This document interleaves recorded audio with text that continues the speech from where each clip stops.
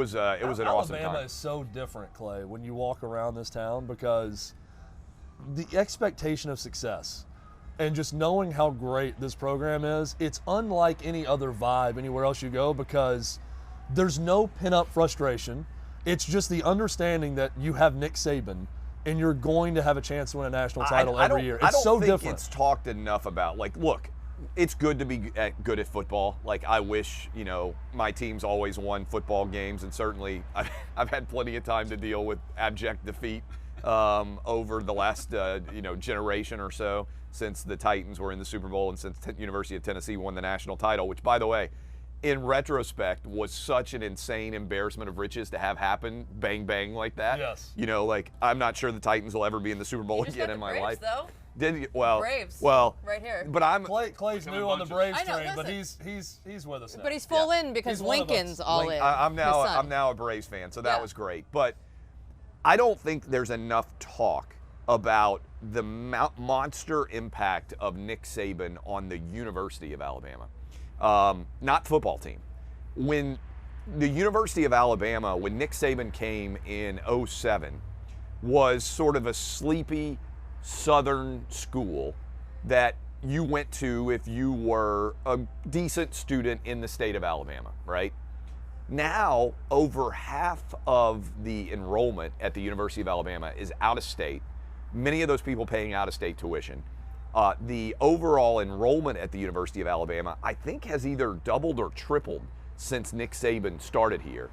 And the amount of billions with a B, that has come rolling in, I think is directly attributable to how good their football program is, because it is such an incredible advertisement for people all over the country to come down here. And so, if you look around and meet University of Alabama students, they're from all over the country. And the university has become an almost elite level state school, almost entirely predicated on Nick Saban's impact. So for everybody out there who says, Nick Saban's making $9 or $10 million a year, whatever else, Nick Saban is, I believe, the most underpaid, incredibly talented person. Nick Saban should be making $50 million a year. Because he's underpaid. You want Nick Saban to be president. You think he may be wasted. Yeah, I've said before, my concern is that we have wasted Nick Saban's talents on football. In the same way, everyone who's not an Alabama fan agrees with you, because they're saying we've wasted Nick Saban on Alabama. Just think about come to our school. Just think about if like Abraham Lincoln had been a really good basketball coach. You'd be like, okay, like it's great, won a couple of national championships playing back, but maybe we could have used Lincoln to heal the country and win the Civil War.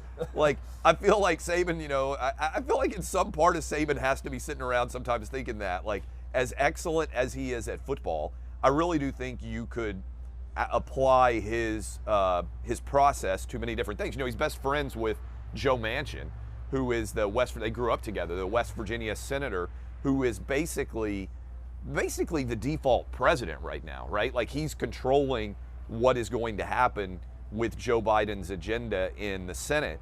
And he's a moderate Democrat from West Virginia. But when I think about Manchin and Saban being buddies, a part of me thinks, is there anybody out there right now? If you had like, hey, Nick Saban can be president or Joe Biden can be president, I would go Nick Saban in a heartbeat. Can you imagine Joe Biden trying to coach a football game? The guy can't even respond to questions in a press conference. I see him going for it on 4th and 11 a lot. Keep the offense up on the field. Whether you're a Democrat, Republican, Independent, or hate politics, if you had to choose Nick Saban or Joe Biden to be president for the next 3 years, I would go Nick Saban in a heartbeat. Nick Saban would turn the government into like the Chick-fil-A line. It would be that efficient. So much more efficient. And I also think, he would look at rational data. And I like people, and this may be partly me too, but I like people who are comfortable being dickheads and not worried about what everybody else thinks about them. And so, there's so many politicians who seem to me to be like really insecure, like, oh, what do people think? I better check the polls. I don't care. Just like tell me what you think the best outcome is.